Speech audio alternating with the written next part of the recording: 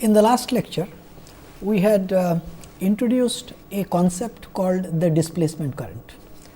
Just to recall, because it is a rather unusual idea, we had introduced, we had discussed the phenomena of charging of a capacitor.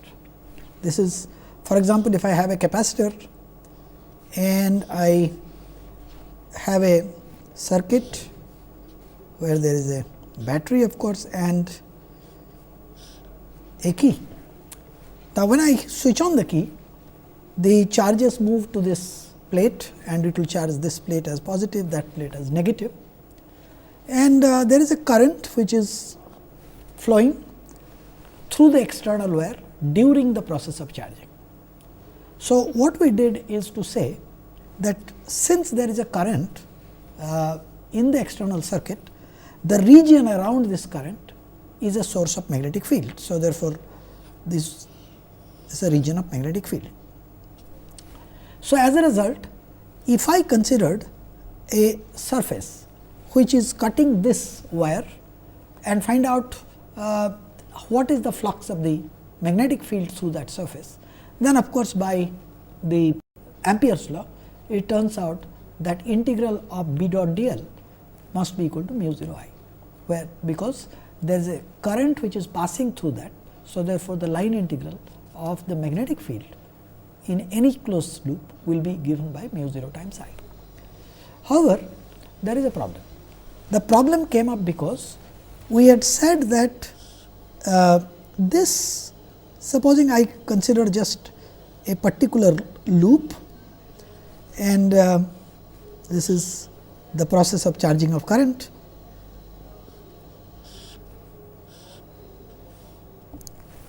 And we said that this loop in principle could be filled up by any surface. So, for example, if it is a circular loop, I could fill it up with a disc, and in which case the net, since the current is not equal to 0, what I find is that your integral of B dot d l is equal to mu 0 times I. So, the point is that if you take this surface, it is mu 0 times I, but on the other hand, if I had the same loop, but I considered a surface like this, like a pot, then because there is no current which is flowing through this surface, then what I get is the integral of B dot d l will be equal to 0 through the second surface. Now, this of course tells me that there is an inconsistency in the way we interpret this law. And so, what we did, or rather what Maxwell did, was to suggest that during the process of charging or discharging, whenever there is a changing current, the charges that are there in the dielectric medium between the capacitors, now they of course result in the motion of the charges, and not like the motion of the charges outside, but it can be shown that it is equivalent to a current, at least dimension wise. And he gave it a name, displacement current. The idea was that in the outside circuit there is a real current, you can call it conduction current, but if you have taken a loop which is through the outside contour, but on the other hand surface is going through the capacitor plate, then of course, that is not what happens. So, the question was how does one define this? So, we said that inside the capacitor I have an electric field, whatever be the shape of the capacitor, I have an electric field, and which is let me take it as a dielectric medium. So, the surface integral of the vector d dot d s is the flux of the vector d. So, therefore, the rate of change of this flux d phi by dt, which is equal to d by dt of d dot d s,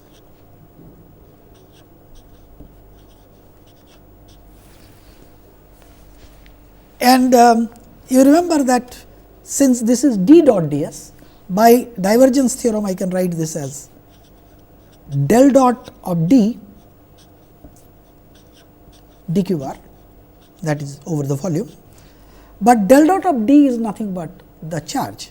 So, I get d by dt of rho and dq bar. So, in principle this quantity has the dimension of charge, because integral rho dq bar is the dimension of charge. So, dq by dt is the dimension of current. Only its origin is different. This origin is there is really no charge current which is passing through, but there is a displacement of the charges in the dielectric. And so, this results in the rate of change of the electric flux being essentially having being equivalent to a current. So, when you are inside, so therefore, what he had done, Maxwell had done was to, for various reasons, the word displacement is not particularly relevant, but he had defined the rate of change of electric flux as the displacement current. So, in other words, in the outside circuit there is a conduction current which is being supplied by the battery when the current thing is being charged. In the inside, what we have is a rate of change of electric flux, and that acts very similar to an external current. So, let us look at, supposing I have a parallel plate capacitor. If I have parallel plate capacitor, then the flux of the electric field is integral E dot dA or E dot ds, and I know that the electric field is uniform, and so therefore, it is E times the area of the surface capacitor plates, and I know the strength of the electric field in a parallel plate capacitor is q by epsilon 0 A, that multiplied by A, that gives me q by epsilon 0. So, therefore, the displacement current is given by 1 over epsilon 0 dq by dt.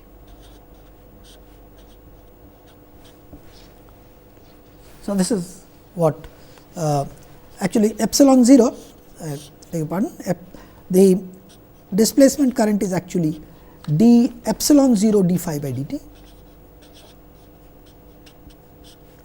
So, therefore, that takes care of this 1 over epsilon 0 there, and I am left with dq by dt. So, this is what we have been calling as the displacement current. So, in the region between the capacitor plate, the electric field or electric flux changes with time, and this has the same effect. Rewrite the integral of B dot dl now, which was equal to mu 0 times I and plus I am now adding epsilon 0 d phi by dt, which is equivalent to A. I could of course convert this to a, through the usual way of converting this to a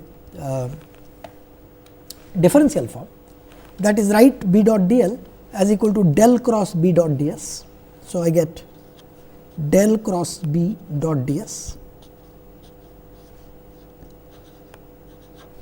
and on that side I have current which is of course J dot ds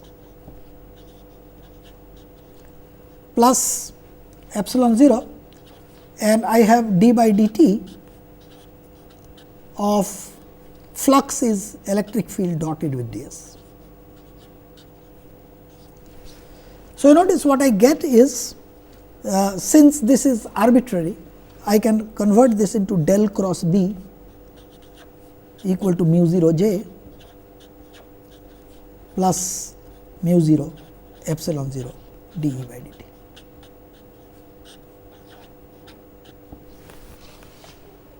So, this is the term which we have been calling as the displacement current. But let us look at what are the various contributors to this del cross of B. the any current, whatever be the source of the current, can go into this J. We have already identified a few of such things. For example, we know that we have of course, the free current, that is the charge current.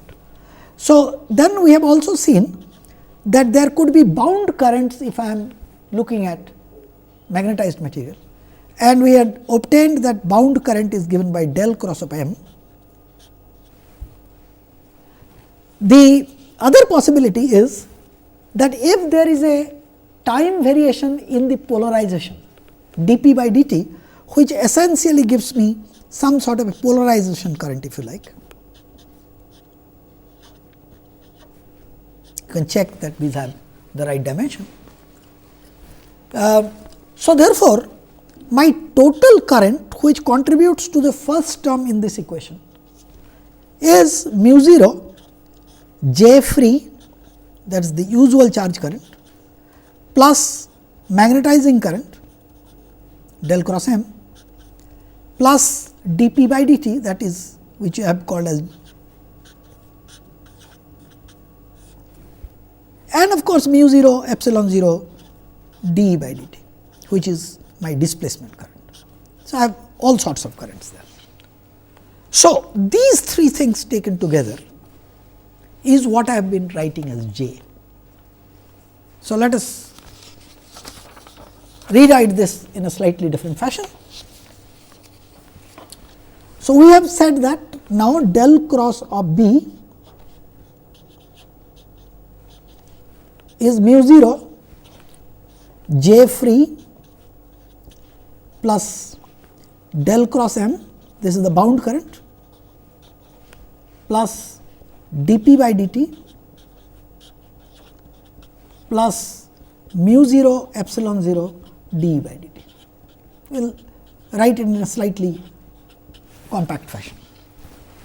Now, I could bring that magnetization term outside and divide all over by mu 0.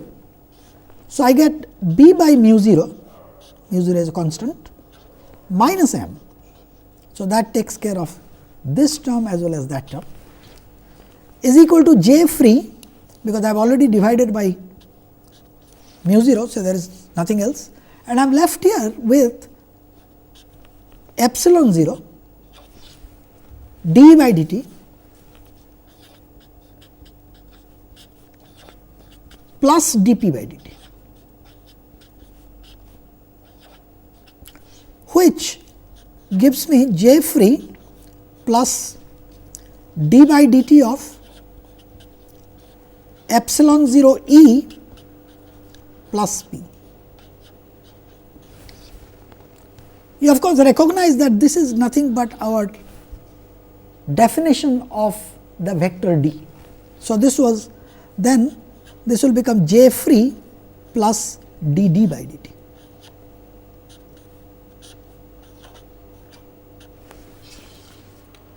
And this quantity here, B by mu 0 minus M, we had defined as the magnetic field H. As we said earlier, that traditionally it is the H field which has been called as the magnetic field, and the B field has been having different type of names like field of magnetic flux density, magnetic field of induction, but of course, we have been using them interchangeably, assuming that there is no confusion.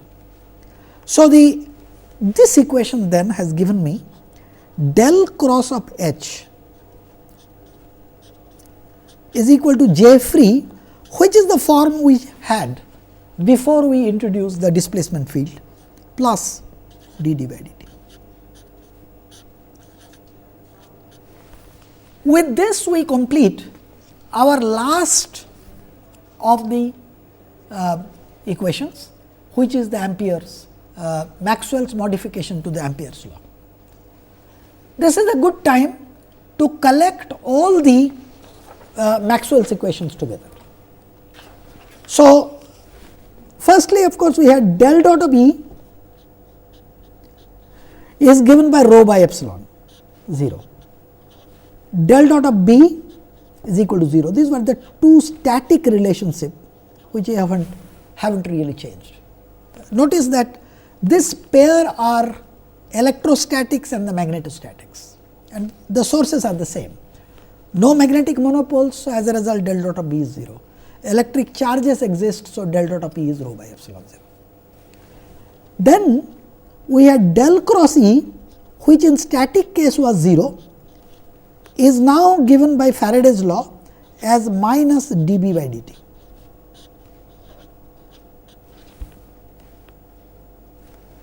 Del cross of H is equal to J free plus dd by dt.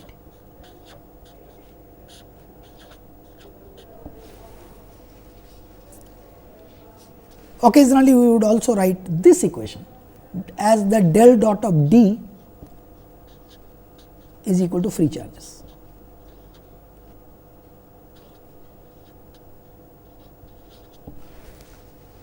So, these are my 4 Maxwell's equations, which will form the basis of discussion in the remaining part of the course. But these are 4 equations in 6 quantities.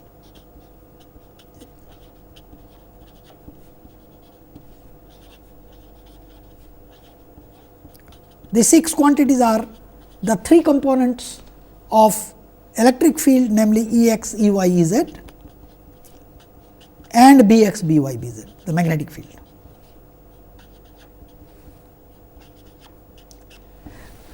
You must supplement these set of equations with a what is known as a constitutive relation, and this constitutive relations is the relationship between D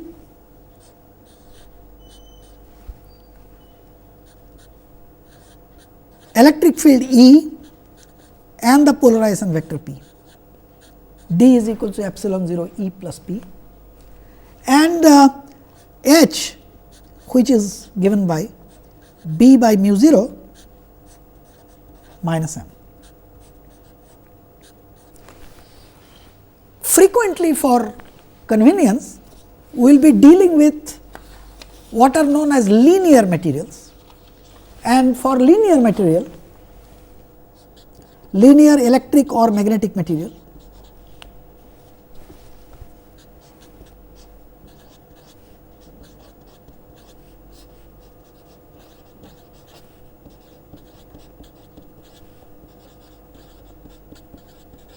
for which the relationship between B and H or that between D and E will be linear. So, therefore, the D is written as a quantity called epsilon, the permittivity, times the electric field. Epsilon 0 was the permittivity of the free space, this is just the permittivity of the medium, and the magnetic field B or the magnetic flux density B is given by the permeability of the medium times H. Once again, mu 0 was permeability of vacuum. So, these, if we are dealing with linear magnetic material, these would be the supplementary relations. At this stage, what we are going to do is to bring the potentials back and see whether we get some advantage by writing these equations in terms of the potentials. If you recall, we had defined 2 potentials, one corresponding to the electric field and one corresponding to the magnetic field. Of course, later under certain situations, we had seen that even for a magnetic field, we could define a magnetic scalar potential. But we will be dealing here with electric field being written as minus gradient of the potential V, and the magnetic field B is the curl of the vector potential A. So, let us look at the 2 curl equations and see what happens to them. So, we had an equation which is del cross of E, the Faraday's law, is equal to minus dB by dt.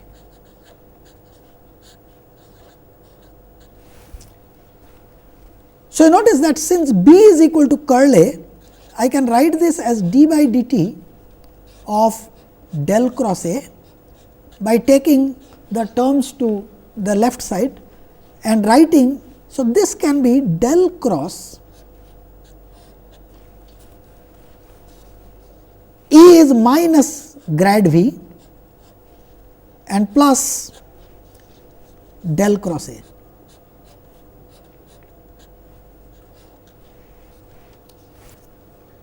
So, this is what will this is equal to 0. I am sorry, this is d by dt of dA by dt. Let me rewrite it. I get del cross minus grad V plus dA by dt.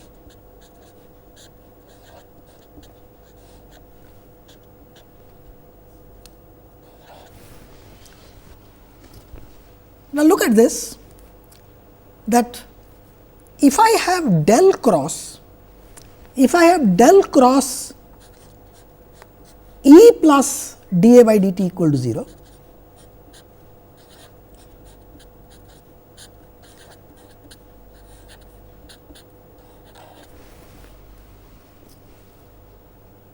I should be able to define, this was actually electrostatics.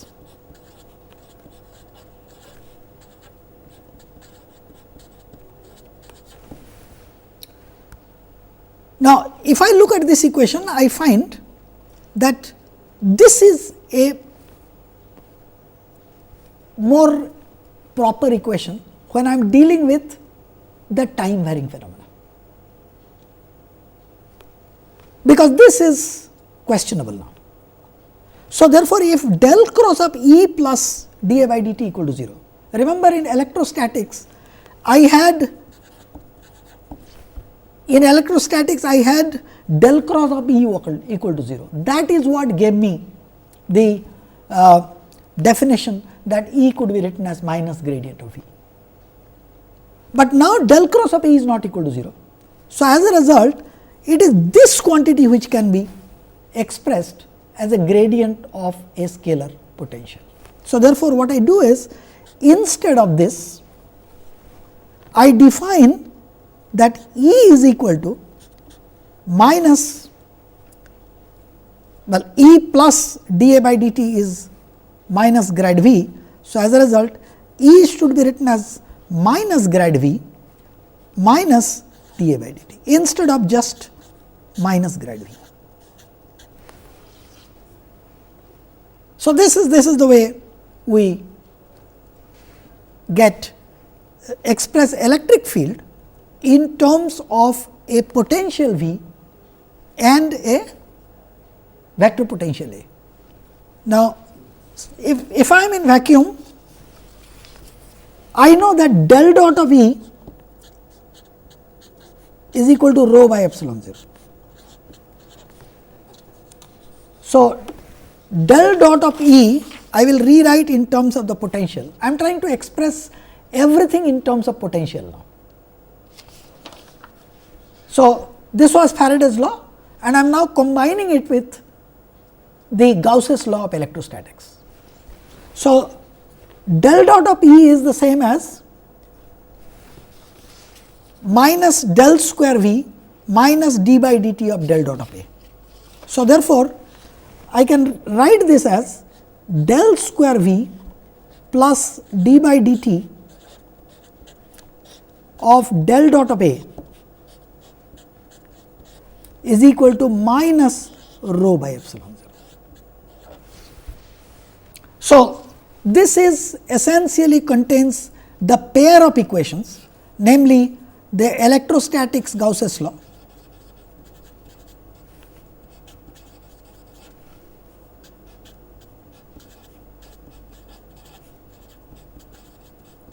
and the Faraday's law.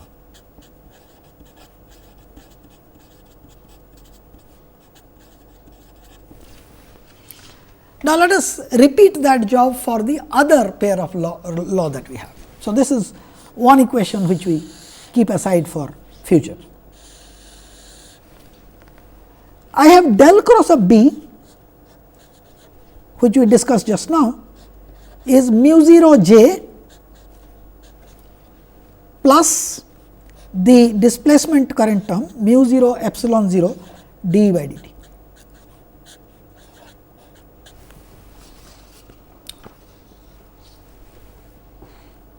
And B will be written now as del cross of A, and E by whatever we had just now talked about, namely minus gradient of V minus dA by dt. Okay. So, B is del cross A, which I know is del of del dot of A minus del square A is equal to mu 0 j, I do not do anything to that term, plus mu 0 epsilon 0 dE by dt, and the idea is to remove the direct reference to the fields and replace them in terms of the potential.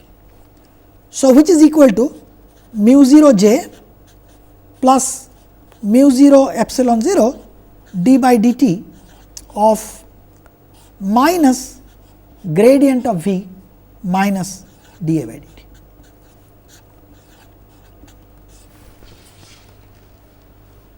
So, let us combine these two by writing. You recognize that mu 0 epsilon 0 is 1 over c square.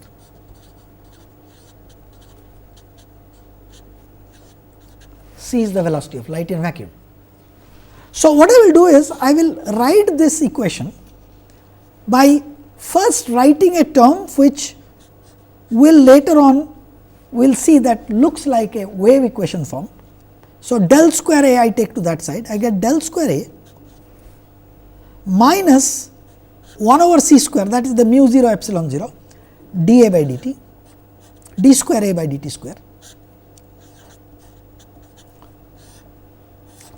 plus or rather minus a gradient of. So, I brought this gradient term to that side, that is del dot of A, and the other gradient term is here. So, I have 1 over c square, this minus because of this common minus is going away, and I am left with dV by dt. This is equal to 0. A rather clumsy equation, but let us look at this equation. So, let me write down this pair of equations in one place, so that we can discuss it reasonably. So, I have an equation which is del square V plus d by dt of del dot of A equal to minus rho by epsilon 0, and a second equation which is del square A minus 1 over c square d square A over dt square minus a gradient term which is gradient of del dot of A plus 1 over c square dV by dt. This is equal to 0. So, what have we achieved? This equation is equivalent to two curl equations that we have written down. No, the two equations of magnetism that we have written down. This equation came from Faraday's law and the Gauss's electrostatics. So, this is now what we want to do is this. Notice one thing, that these equations are not decoupled. This contains both V and A, and this also contains both V and A. So, what is the advantage that we have got? The advantage that we have received so far is, instead of equations, 4 equations in 6 quantities, I have 2 equations in 4 quantities. I have vector potential which is a vector, so I have 3 quantities there. I have a potential V which is a scalar, so there is 1 quantity there. So, I have got 4, but of course, the equations are coupled. Now, so what we will do is this, that we will try to do what is known as a gauge transformation. Now, notice one thing, that we know that there is an indeterminacy with respect to definition of the vector potential, that is I can always let A go to A prime, which is equal to A plus a gradient of a scalar function. And similarly, with respect to the scalar potential, I can always add a constant. So, you notice that my electric field E was minus grad V minus dA by dt. Suppose I let V going to V prime equal to V minus d psi by dt.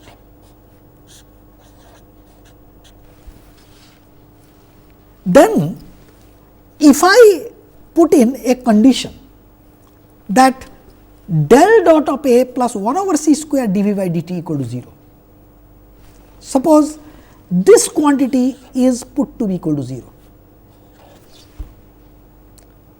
then these two equations will be decoupled. The reason why it will be decoupled, you can see it. If del dot of A plus 1 over c square dV by dt is 0, then in this equation I can substitute for del dot of A minus 1 over c square dV by dt. So, that will give me del square V minus 1 over c square dV d square V by dt square. There is one dV by dt here, there is a d by dt there. So, that quantity will be equal to minus rho by epsilon 0. And if this quantity equal to 0, this equation already gets decoupled, namely del square A minus 1 over c square d square A by dt square equal to 0, equal to minus mu 0 j. Well, I should have written it as 0, it is equal to minus mu 0 j. So, if this condition is satisfied, I get a pair of decoupled equation for my potential, and this condition is what is known as Lorentz gauge. So, del square del dot of A plus 1 over c square dV by dt become equal to 0 is what is called as the Lorentz gauge.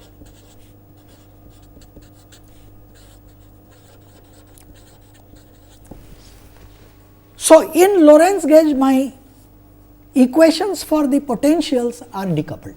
The question is, can I always ensure that such a condition is satisfied? The answer is yes.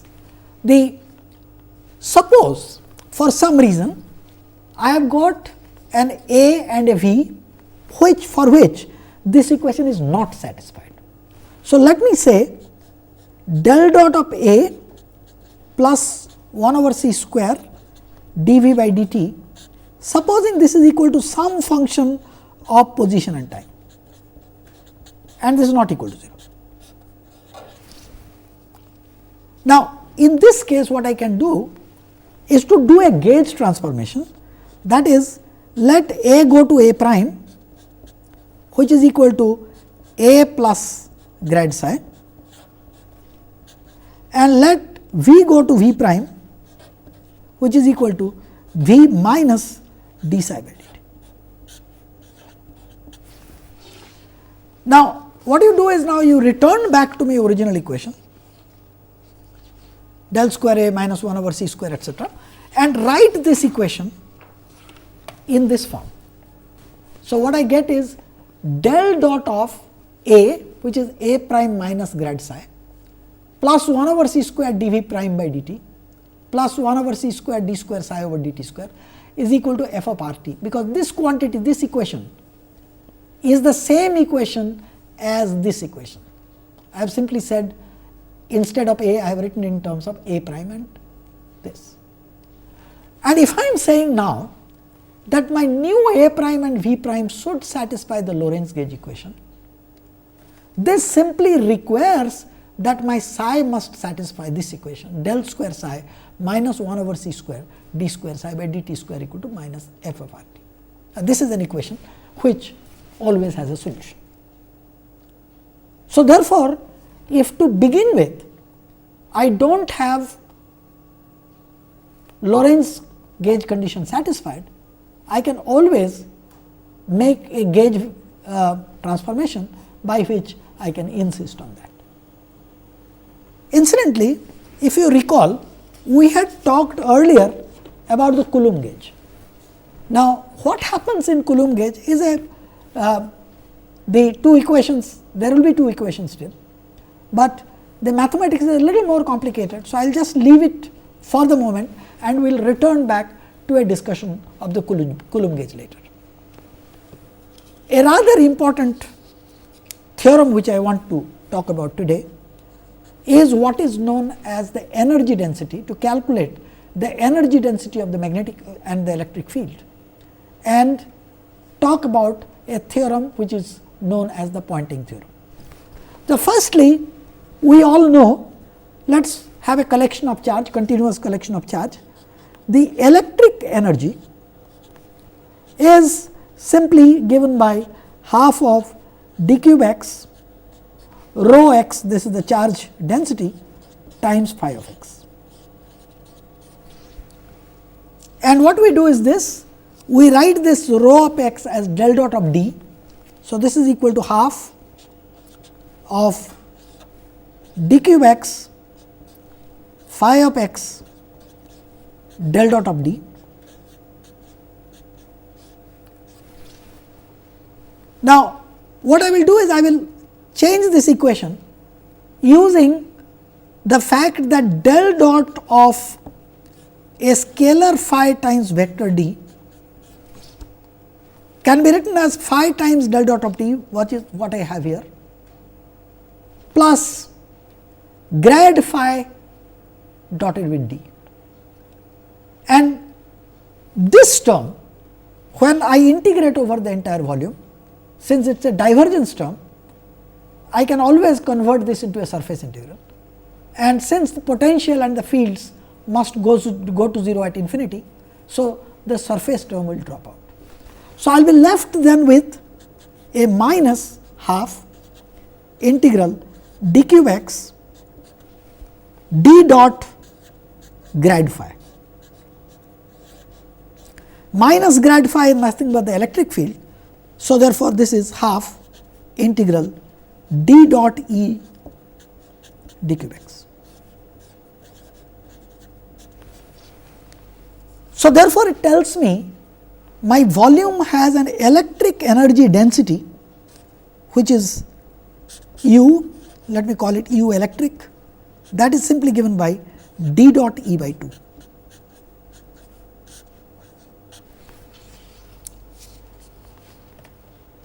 I can do a similar job for the magnetic energy density, and we had already seen last time that the magnetic energy of a collection of currents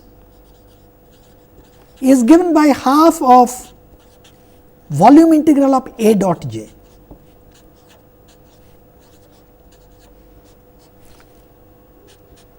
I use the fact that j can be written as del cross h. So, I write this as A dot del cross h d cube x, and then I use the relationship of dot and cross product to interchange them. So, I will write this as d cube x h dot del cross A d cube x, and del cross A is B. So, this is half h dot B or B dot h.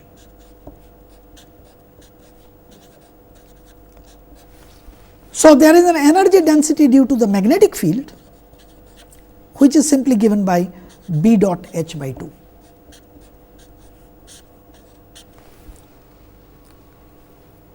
Now, for the next few time we will be dealing with linear magnetic material, which tells me B and H are related. Okay? So, therefore, this is written as B square by 2 mu, and like that electric thing which was written as E dot D by 2 will be written as epsilon by 2 absolute E square. So, total energy density is given by epsilon by 2 E square, this is for linear magnetic and electric material, plus 1 over 2 mu B square. This is for a linear medium. The total energy in the medium is obviously an integral over this quantity. Now, let us now ask, suppose in a volume, in a closed volume, I have both electric and the magnetic field, so that I have got an amount of energy which we have just now calculated. Now, this closed volume can lose energy in two ways. One is the mechanical way, this is simply the Joule loss, and the other one is physical radiation from that volume. Now, the mechanical loss I can calculate. So, my mechanical loss is simply power, which is F dot V within that volume. This is the rate at which I am losing energy, d cube x, and I know that the force is on the charge is given by rho E plus V cross B, Lorentz E plus V cross B, Lorentz force, dot V d cube x. V cross B dot V is 0. So, I am left with integral E dot rho times V is J. So, therefore, this is E dot J d cube x. And this of course, you recognize as the standard Joule expression. The other part is this, how do I calculate the radiation part? Now, for that what I do is this, I differentiate, find out the rate of change of the change in the total magnetic energy that we have talked about. Remember, U energy density, which is epsilon by 2 E square plus B square by 2 mu. So, therefore, if I take a d by dt of integral of this quantity, I get E square. So, I get, well, 1 by 2 I have already written outside, E square. So, I get 2 E dot d by dt. So, I have got 2 epsilon E dot d by dt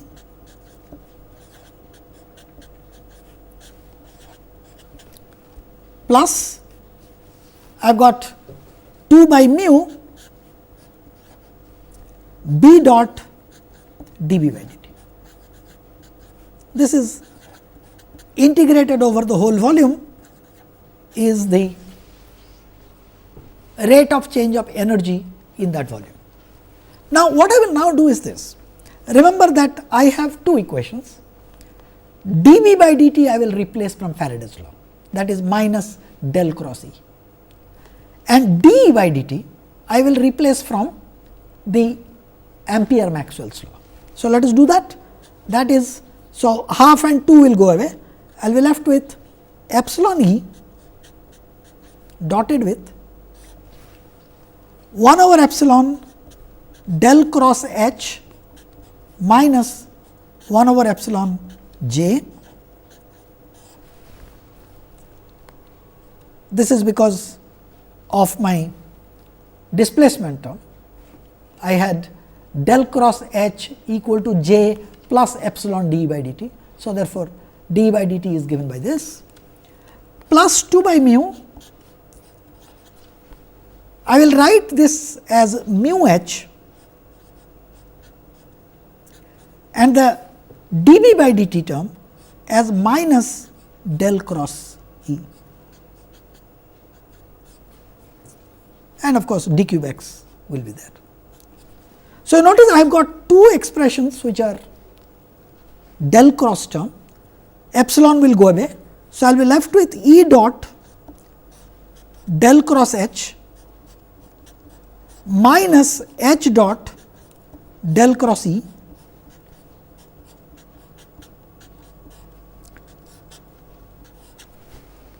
and there is a term here which is minus E dot j. Of course, d cube x should be there. You can use the vector identity. So, this is also volume integral to convert this into a del dot of E cross H term.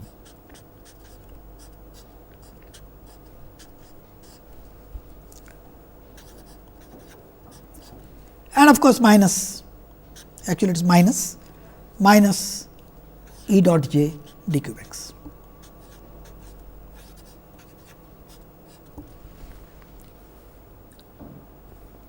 And this term then del dot E cross H d cube x, I convert this into a surface integral of E cross H dot ds. So, this quantity E cross H is flowing out of the surface of the closed volume that we have talked about. So, if you combine this now, and because of the fact that this equation is valid for an arbitrary volume, so instead of just dw by dt becoming equal to this, I can write this equation as du by dt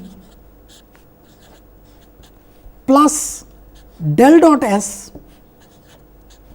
equal to minus E dot j.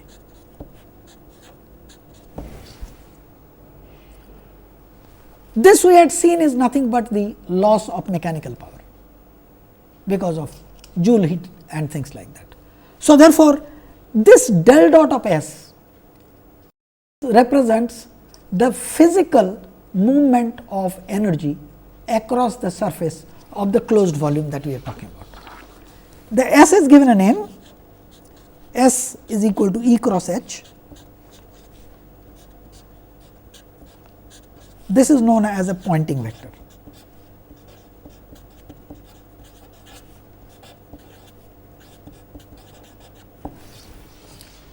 So, basically what we have done is to say that if I have an electric and magnetic field in a closed volume, I have calculated what is the total energy. There is a contribution from the electric field, which is basically E dot d by 2 d cube x. There is a contribution due to magnetic field, which is H dot b by 2.